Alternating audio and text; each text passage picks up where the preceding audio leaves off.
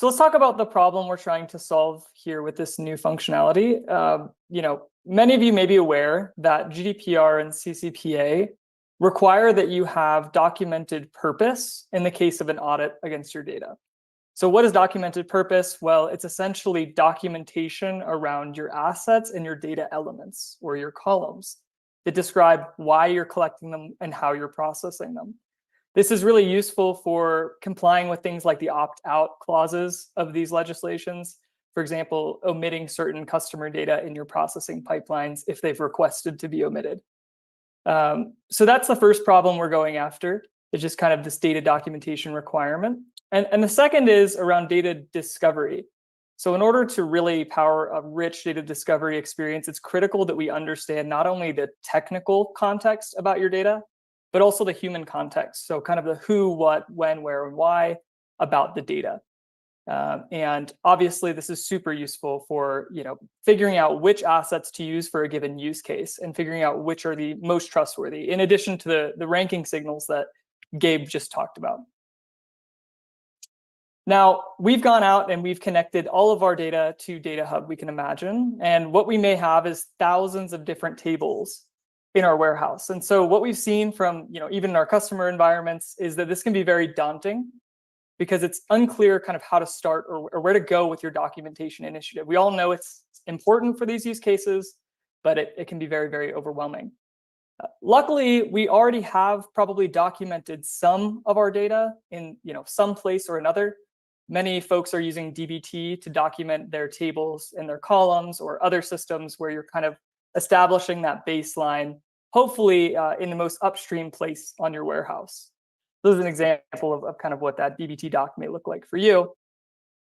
And the second thing is, luckily, we've already kind of captured a lot of rich information by pulling everything into our DataHub instance. Specifically, we've captured the relationships between the assets, both at the table level and at the column level. So we've got this rich, graph. And so you may be kind of getting the point, but there's a light bulb that can go off here, which is if we've already documented some things and we understand how everything is related, surely we should be able to reduce some work through automation. And so what we're introducing is basically an action, an automation, which allows you to propagate documentation through your lineage chain so that you can get broad coverage on data documentation quickly. This will be supported for both assets and columns. So you can imagine if we've got an upstream table, profile ID, and we've documented it, being able to propagate that to the downstream table. All right, I'm just going to do a quick demo. I only have a few minutes here, and then we will come back and kind of summarize things. So you can imagine looking at DataHub here, and we've got this kind of rich lineage graph where we have an upstream profiles table that's feeding into mode, which is ultimately feeding into a report on mode. So what I'm going to demo is this meeting is being recorded. Upstream columns through the downstream chain. So first I'll talk about this demo, and then I'll talk about how to turn it off and turn it on. So if we go back to the pet profiles table, you'll see we've got all of these docs. So I'm just going to go ahead and update the species documentation. So maybe we'll say, we need some new documentation on this column because it was updated. And then I'll just hit update. And so this will serve as sort of that root node in the documentation propagation chain, because this is the leftmost node in the lineage chain. So if we go back to lineage, I'm just going to go down to the query node, refresh, make sure I've got the latest here. And you can see right here on the species column, we can actually see this documentation that we just authored on the upstream table. And next to it will be this kind of little thunderbolt icon, which will tell us that this was actually a propagated description that came from the upstream column. So you can see how useful this would be. And I'm happy to say that this doesn't just apply to the immediate downstream, but if we continue on, it will actually go all the way down. So we'll actually continue to go level by level for as long as we have those column level lineage relationships. So you can see all of these were also propagated from upstreams. And if we hover, we can actually see where the origin of the description lies, as well as if there were any intermediate nodes between us and that origin through which the documentation was propagated. If we go back, we can also see that if we have separate descriptions, so it's not always the case that every column doc can be exactly propagated in current form.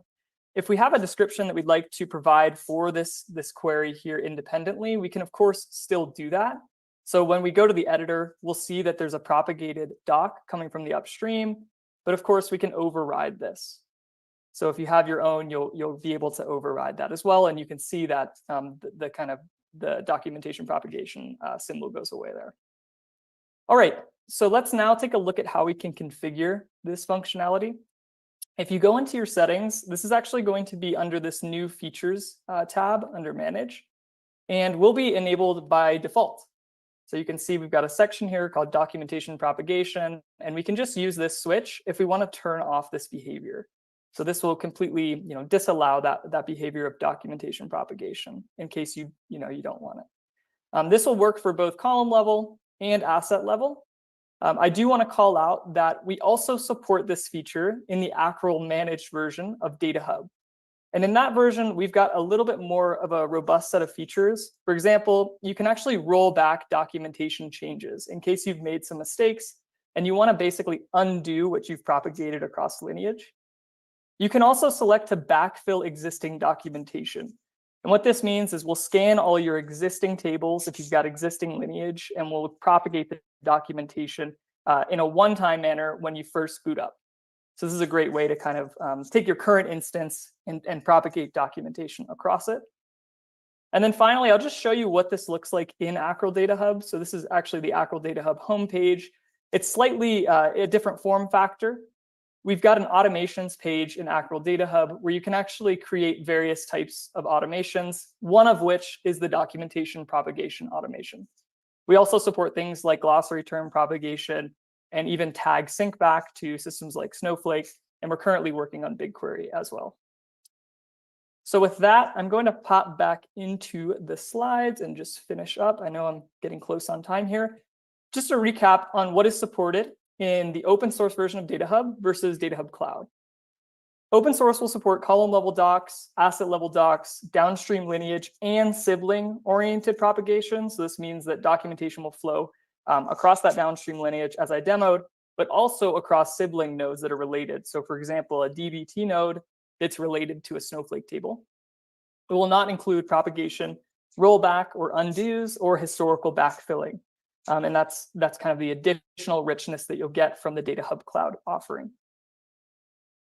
In terms of availability, I think Shashanka actually was a little more eager on the version. I think he said 0.13.4. I was originally thinking 0.14, which was our next kind of bigger release for DataHub. So hopefully that will be available, at least in a beta form, in 0.13.4 for you guys to start trying out. On the DataHub Cloud side, this will be in v0.3.6. We do have a different versioning scheme, so just check your help button or your question mark on Acral to see what version you're on today. On the Acral side, I just want to close with a few other things we're working on, and I hinted at this earlier. Tag and glossary propagation via lineage in addition to documentation. So this is really useful for propagating your classification labels. Tag and glossary term propagation back to Snowflake in BigQuery. And then finally, tag, glossary term, and documentation propagation back to DBT. So this allows you to use DataHub as your source of truth to aggregate this metadata and then propagate it back to those source systems to keep everything in sync. All right, and with that, I think I will hand it back to Miko. Thank you, guys.